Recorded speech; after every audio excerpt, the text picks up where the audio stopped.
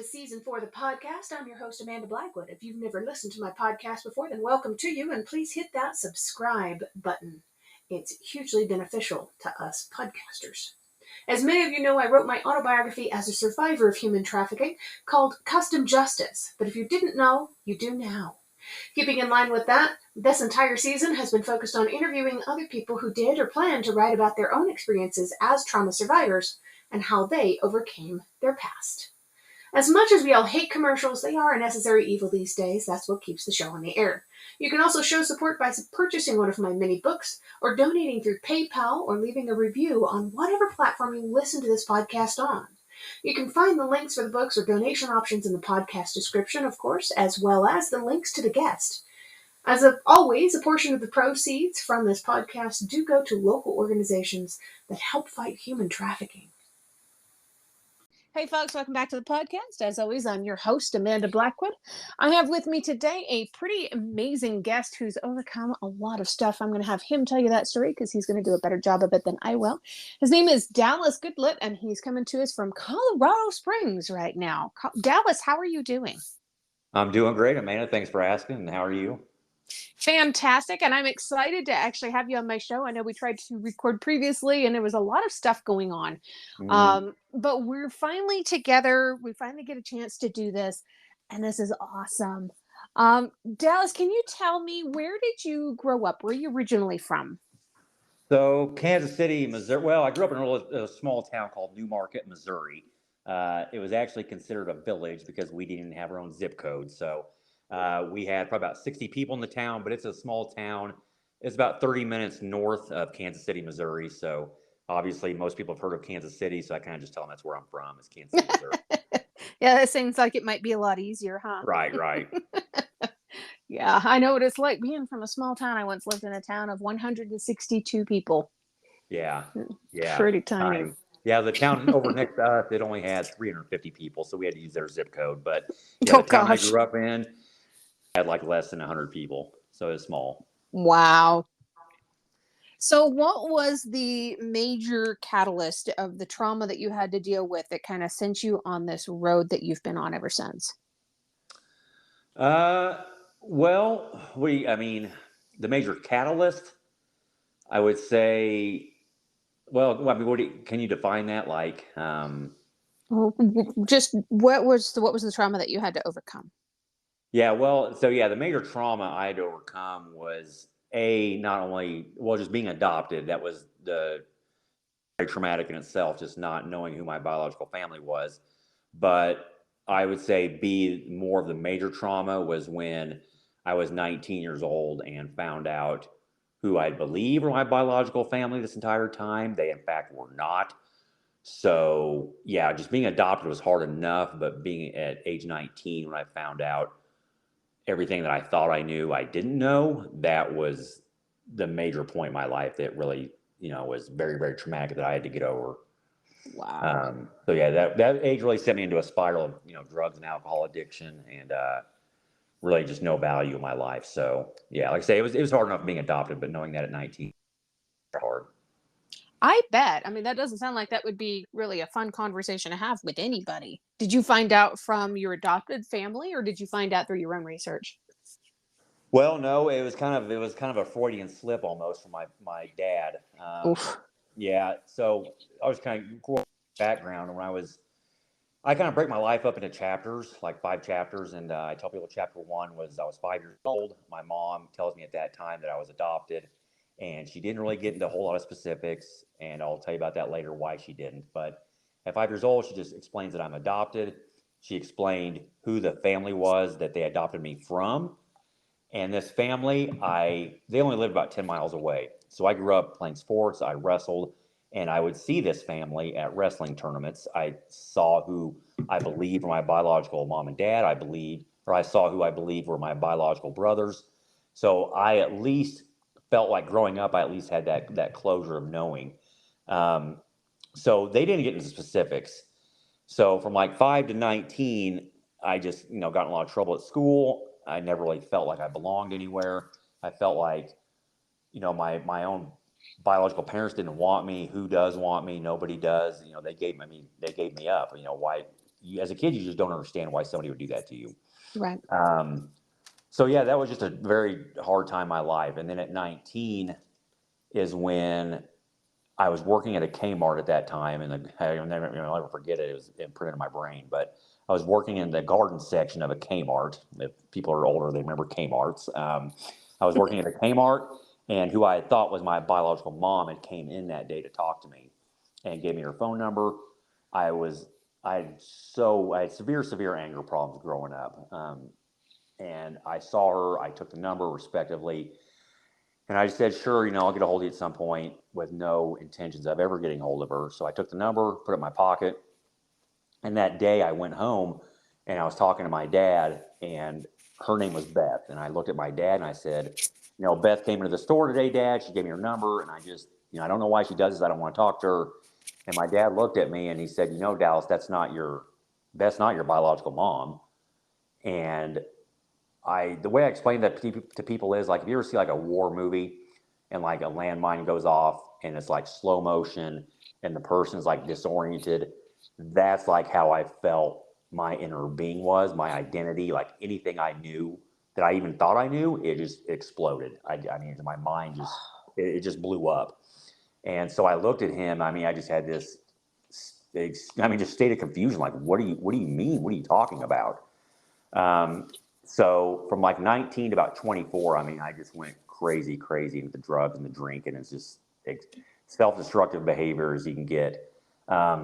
So later on in life, though, to kind of circle back to all this, my parents, who raised me from the time I was about 3 months old, they told me that when they went to the courts to adopt me, they had a counselor and a psychologist or therapist or whatnot, and they were advised to not get into details with your child unless your child brings it up.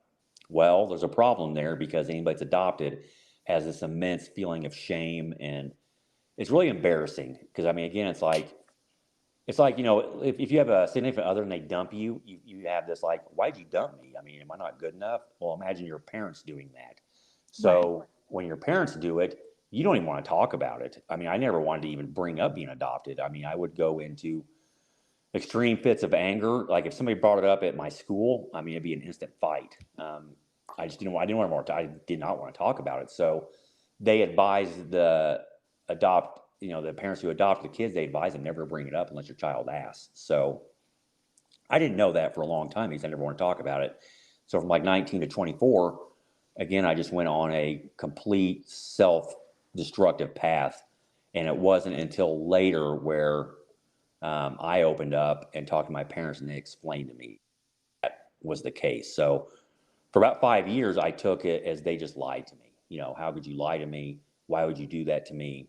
And it was all about perspective at that time, because at that time it was all about me. I was being selfish. How could you do that to me? When I didn't look at it from another point of view and see, maybe they were doing their best. Maybe that's what they were advised. But yeah, for 5 years, it was just total self-destructive behavior. Wow. When you finally came out of the self-destructive behavior, were you able to salvage the relationship that you had with your adopted family? Yes, completely. I'm 41 now, and 24 is when my life changed. We can talk about that later, but yeah, I took a substance where it changed my complete outlook on everything. And we haven't even I don't think we've even really argued in 16 years. And before that, I mean, not even an argument. And I would say before that, they would say something. And I mean, like my room in my house where I lived with them, we had to do patchwork every other month, because they would say something and I would come home and just literally punch a hole right in the wall. I mean, I'm surprised I didn't kill somebody growing up, because I just had such just anger, just deep-seated anger. So yeah, since then, it's just, it's totally, it's a whole new world. Like I said, we haven't even really argued since then. So yeah, that relationship is completely healed and perfect now. And what you did for your healing is a little controversial, and we'll get into that in just a moment. But were your family really supportive of you taking that particular route? How I healed myself? Yeah. They don't know. Okay. And yeah, they don't know, because I grew up in a very, and this is another thing, like I'm thankful for, I grew up in a very they weren't like religious fanatics, but I went to church every week. I grew up in a Christian church, with the teachings of Jesus. And some of those things I've always kept near and dear to my heart as I always grew, treat others how you want to be treated, forgiveness. So those things I was very blessed and fortunate to grow up with. But I don't know how they would handle that because their perspective on drugs and alcohol, it's just not favorable. So I mean, even with cannabis right now, they're now just starting to learn that it has medicinal benefits. But for the longest time, it was, kind of that reefer madness type mentality is that, you smoke cannabis, you're going to go crazy and jump off a building, which, that's not even remotely true. I don't. So yeah, they don't have any idea, but I'll tell you though, it's becoming a little more mainstream now, but like when I did this, it was like I say 16 years ago, it was not even talked about, but now with where the world's heading, it's getting a little bit to be more culturally acceptable. So I think I will in the future. I don't have a problem with it, but no, I mean, if I'd have told them 10 years ago, they were probably looked at me like I was insane. So yeah, not yet. All right. So if Dallas's mom and dad are listening to this episode, this is a good time to turn it off. Dallas, what did you do to recover from everything that you'd been through? What helped you? I would say there was a multitude of things, but I would say the most defining, the most impactful, I would say just time crunching thing to get through something was psilocybin mushrooms, and I took a pretty massive dose. Now I had taken psilocybin several times before this, but this was one of the times where it changed everything. Again, I was 24, heavily into cocaine, alcohol, marijuana from the time I woke up, from the time I went to bed. And it changed my perspective on everything. It changed the way I looked at people's intentions, forgiveness, and a major thing was forgiving myself, because you blame yourself a lot when you're adopted too. It's like, again, why did I do something to cause this? And I know it sounds crazy, but when you're 2 months old, I mean, you're a baby. So when you What think could you have logically, done? what's that? What could you have done Yes, at that age? exactly. But your logical brain doesn't think that. Right. Um, I was running my life based on emotions, and there's just no logic involved. So again, logically speaking, I'm 2 months old. I'm like any other baby. What do I do to deserve this? But you're not thinking in that mindset at that time. It's just there's no logic. It's just all emotion based. So um, forgiving myself was a huge one. And another thing too, for anybody out there who's struggling with substance abuse, when you get caught in the cycle of doing drugs and alcohol, you do a lot of things that you wouldn't normally do in a sober state of mind. And sometimes you keep drinking or doing drugs to forget about things you've done. So I did a lot of unspeakable acts when I was under the influence of drugs or alcohol that I would try to forget about and just do more drugs and alcohol. And it's a horrible cycle. I can never forgive myself. So when I did the psilocybin, it was just pure love, love and acceptance. And again, giving people the benefit of the doubt and looking at people's true intentions. Because before that, again, it was blame. It was all, how could you do this to me? And everything was about me, me, me. And after that, it was, let me look at it from your point of view. And then let me also look at, even though I was adopted and I went through all these things, that was no excuse for how I acted and how I thought and behaved. So it was a lot of accountability, a lot of responsibility I took. And anybody that's taken psychedelics, it can be very scary because you're basically holding a mirror up to your soul, is how I looked at it. And it was dark. There was a lot of dark things that I had to face. And I just cleansed myself that day. So I tell people I went through about 20 years of therapy in like 4 hours. So I did. I cried. I had moments of just every emotion I could think of. It was just like I tell people too, it's like having a sink filter. Like you put a filter in your sink and it gets clogged up with like food and debris and all that. It was like I took that filter and just washed everything away and it was clean again.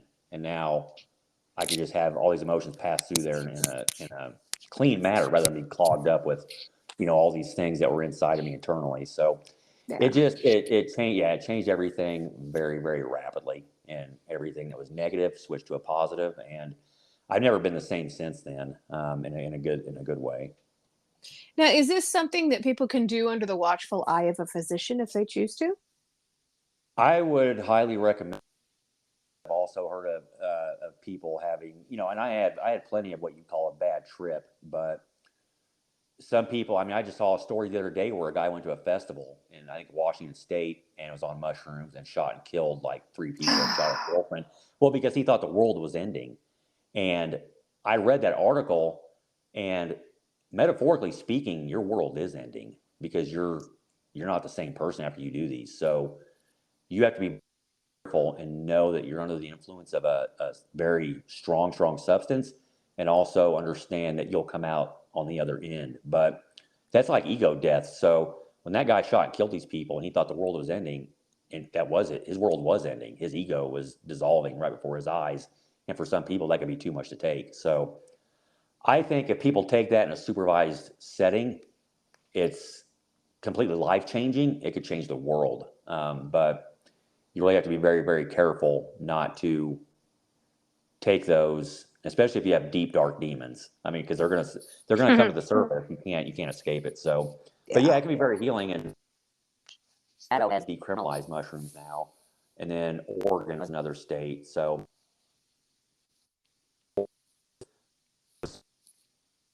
but yeah, if you have a supervised setting, it's completely healing and transformative. You just have to be very careful of your set and setting, is what they call it. Yeah. And I know they've been around forever. I mean, this is a naturally existing substance, kind of like marijuana.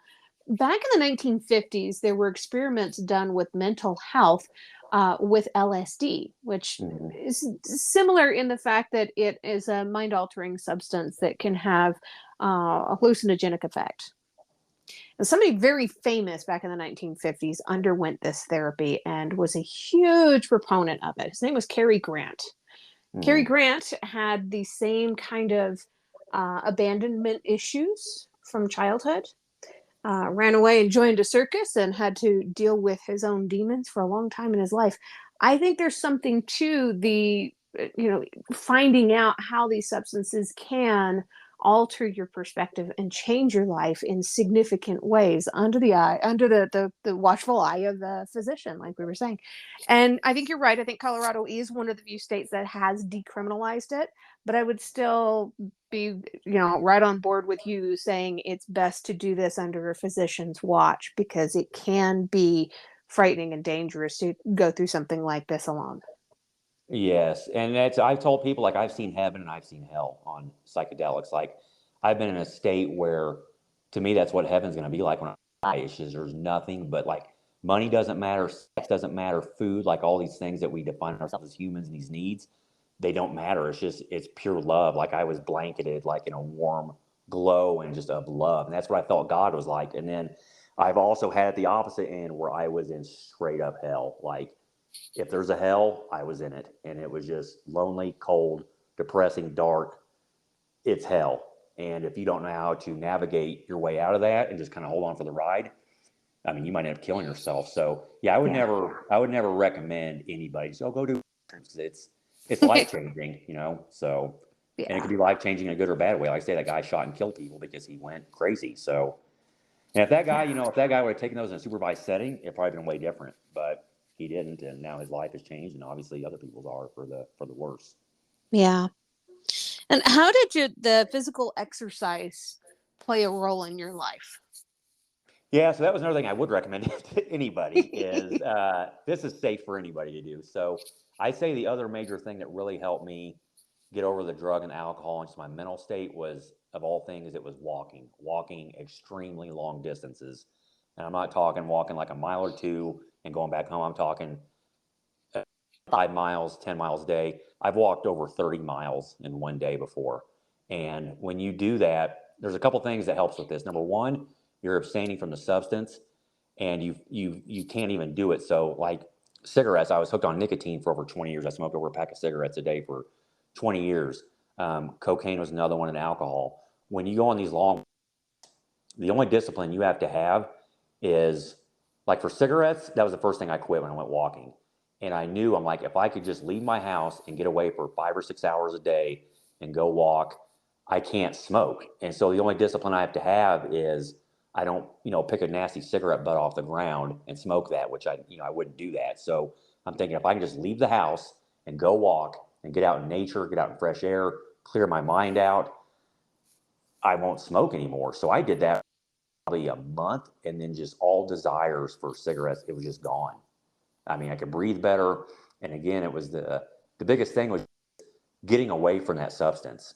You know, when we're sitting in our house and there's drugs around you or alcohol or whatever, you're human. You know, don't beat yourself up. You're probably going to end up giving in and doing those substances. But if you can just get away from them, you're going to increase your likelihood of not giving into those substances, I mean, tenfold. So walking was transformative. I mean, it was, I wouldn't say it was as massive as impact as psilocybin, but it was very, very close. You know, Wow. so very, very close. And like just even today, I'm not gonna lie, we moved back from Florida to Colorado, and I wasn't really wanting to move to Colorado.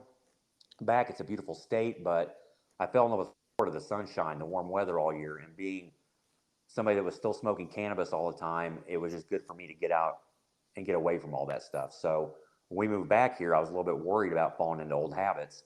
And just now, I got out and I went for a 5-mile walk, and there's no desire. Like, I was sitting here itching in my house, like, I don't want to smoke weed. There's cannabis stores here everywhere. I could just walk down the store and get some. But I was like, I'm not going to do it. So I went out for a 5-mile walk, and this desire it's completely gone. So I tell people not only the physical benefits you get from walking, which is great. I mean, you'll lose weight, you'll get in shape, but go for a walk for your mental state, and especially if you're having a trouble with any type of addiction, even food. Like, my weight has always fluctuated my whole life. I'll gain weight, I'll lose weight. But when I start going for, again, I get that craving, I get that urge, I just go for a walk. And the other beautiful thing about a walk is it limits your choices. So when you go out for a walk, there's no, unless you get an Uber, you have to walk home. So like what I like doing is I walk for 4 or 5 miles, and then there's like, I have to walk home. And then it's just the message you get when you're out on walks. It's just such good for your mental state. And, like any other challenges you have in life, it's just one step at a time. You're not trying to rush. You're not trying to sprint on your walks. You're taking one step at a time, and eventually you'll get to that destination. So there's a lot of messages you can get on long walks. And again, I just tell people, don't go for a mile or two. Like, it's about 3 hours. It's about a 10-mile walk. And when you walk 10 miles, you feel like you almost feel like you went on vacation, mentally. You're just all your thoughts are just kind of, like I tell people real quick is like you go outside, you look at your garage and you have a hose and it's all tied up into 50 knots. You look at it and you're like, I don't even know where to begin. And a lot of times that's what people's lives can be like. That's what my life was like, with all these addictions. And when you go out for a walk, it's like untangling that hose, and now it's like linear. So it can really help. That's, again, it helped me out. And I would say psychedelic mushrooms, my daughter being born, and long walks were the 3 things that did change everything in my life. Wow. Speaking of your daughter, when I originally had you fill out my questions, one of my questions was, who inspires you the most and why? And you answered your daughter. How old is she now? She's 9. She'll be 10 August 8th. Oh my goodness. Another August baby. My son was born in August. Oh, really? What day? August 31st of 2000. So he's a grown man now with a baby of his own. Oh, well, congratulations on that. Thank you. So why do you find her so inspiring? Well, I'll try to make it quick here about her. So when she was born, I was a full-blown alcoholic at that time. I was still doing cocaine, but alcohol I was full-blown alcoholic at that time. And when she was born, I knew I couldn't get away with being a drunk dad. Now, I still smoke pot every day, but I was a high-functioning cannabis user. A lot of people didn't know I was smoking weed. I'd work every day, but the alcohol had to go. So when she was born, she was also my first blood that I ever knew, so I didn't know. Children are life-changing as it was, but when she was my only blood that I ever knew or had, it was like she was extra special to me. So I always wanted to be a father, obviously, since I was, grow up or die. I always wanted my own family. So when she was born, and it was kind of weird too, like I almost secretly hoped I had a daughter. I didn't have any other goals in life at that time other than to be a good dad. So when she was born, that was my only blood. Drinking, and since she's been born, I've been drunk twice in 10 years. I don't drink at all anymore. but in 10 years, I've been like intoxicated twice. And she fortunately didn't see me drunk either time. I would socially drink here and there, but now, like I say, I'm completely sober. I don't do anything anymore. Wow. But yeah, she just inspired me too, because she's such a strong kid. Like she's so resilient. And I look at her, I mean, I just admire the hell out of her. She's just such a strong kid. She's been through a lot. She's moved several times with us. Our, mom and dad are crazy. We're wanting to move all the time. And she hasn't grown up around her cousins and grandparents as much as I had hoped. So, and she switched schools a couple of times, but she's just tough as nails. And, but I teach her that stuff too, about your perspective. It could be, I'm always teaching her life could be way worse. You could be some other kid that getting beat every day. And again, you get to live by beautiful beaches and beautiful mountains here in Colorado. So she takes those lessons and applies them to her own life. So I mean, seriously, she's stronger than most adults I'm around. So, yeah, she's a big influence in my life. I learned from her. So that's yeah, pretty cool. love her to pieces. There's something amazing about those kids, man. The ones that inspire us to be better people. They're just such special kids. Right. Yeah. And the other one that you had listed was a name that I'm not familiar with. Wes Watson. Who's Wes Watson? What's he mean to you? He's the one that got me to really get sober completely. He's people can look him up, and he may not be everybody's cup of tea, but I grew up with I almost need that militant type dad in my lifestyle. Somebody that's like real in your face about things, because to me, that's the only way I would ever change, is I need somebody to get in my face and like get real with me. So Wes Watson was a guy, he was in prison for 10 years. And his story is just crazy, because he was in prison for 10 years. He was in solitary confinement for like 2 years, where, you're in your cell for 23 hours a day. You don't even see people. So a lot of times that makes people go crazy in itself. And, you get out and you're a felon. Most people you fall into that trap again, and your life is ruined when you get out of prison. So he turned his life around. He's big on Instagram, on YouTube, and just his message, he's changed so many men's lives, because he's turning men into men again, like good fathers, good husbands. And one of the biggest things about him was he talks about sobriety, and he talks about how, and he's tatted up. I mean, you wouldn't think this guy's sober, but he works out all the time. He's sober. And I needed somebody to influence me to live that sober lifestyle, because even people I use somebody like, for The Rock example, The Rock, the actor. He's big, works out, but he sells tequila. He shows him on Instagram drinking tequila. And while that may be all fine and dandy for him, and I'm not saying he needs to be responsible for other kids, but some kid's going to see that. And I hate saying this, but he just probably ruined some kid's life, because some kid's going to see that and think it's okay to drink tequila while he's working out. And he probably just turned some kid into an alcoholic. Now, again, is that his responsibility to change no, it's not. But I'm looking to find somebody who can live that lifestyle, but also remain sober. And that's just something he talks about. And he doesn't shove it down your face, but he talks about, if you have a clear mind and you're sober and you don't take any back steps, it's just a matter of time before you're killing it in life. You're just wins all around. So he's just somebody that, again, went through, his story is it's crazy, just what he went through. And then, like, when you listen to him talk, he doesn't miss a beat. He's just so inspiring. So, but again, like I say, he's not, some people I hear, like, he yells a lot and he screams. Well, some people need to hear that, so he got through to me. So yeah, the first time I ever heard him was I was in Colorado, out, smoking pot everywhere, out walking. And, yeah, I heard him on YouTube, and I was like, huh, he hit me. So yeah, he changes a lot of people's lives, especially, like I say, grown men that are going through alcohol or drug addiction or whatever. He's very inspiring. So anybody out there, just look him up. Very cool. Dallas, I've got one last question that I always ask people before I let them go, and it's my favorite question of the episode, always. And it's all right if you need a moment to think, because most people do. But what is one thing that you love about yourself that's not related to your physical appearance? My mental toughness. That's what I love about myself. It's something I love about myself, because, again, I know people have had it way worse than me. I'm not saying they haven't, but I feel like what I've been through, and I'm continuing to grow. There is no ceiling for me. So every day I try to get better. Just my mental, I'd say, yeah, for sure, my mental toughness. But again, I can always be mentally tougher. But as I say, I'm trying to work on things every day. But just from where I came and where I'm at right now. Awesome. Well, I do have a link to your Instagram, the_walk_king. I'm going to make sure I put that in the show notes so that people can follow you on Instagram and keep up with your story and get to know more about you. Do you have any parting words that you would like to leave somebody with? Yeah, I would say just don't ever give up. Don't ever quit. I have another saying, slow motion is better than no motion. And that's, again, something when you're out walking, you just take one step at a time.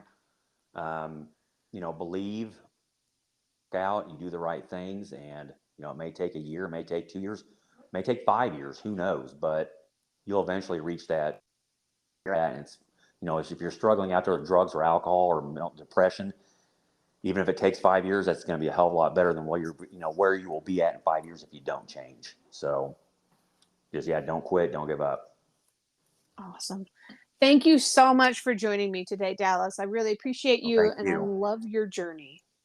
Well, thank you. Appreciate it. Hope somebody hears it. And I know it's kind of cliche to say, but yeah, if one person can change, then I'll feel way better about myself.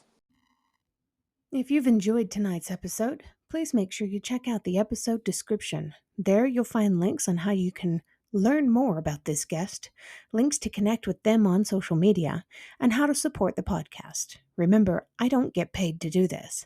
My boss is a bit tight-fisted. I can say that. I work for myself. In short, this show really is all about the guest.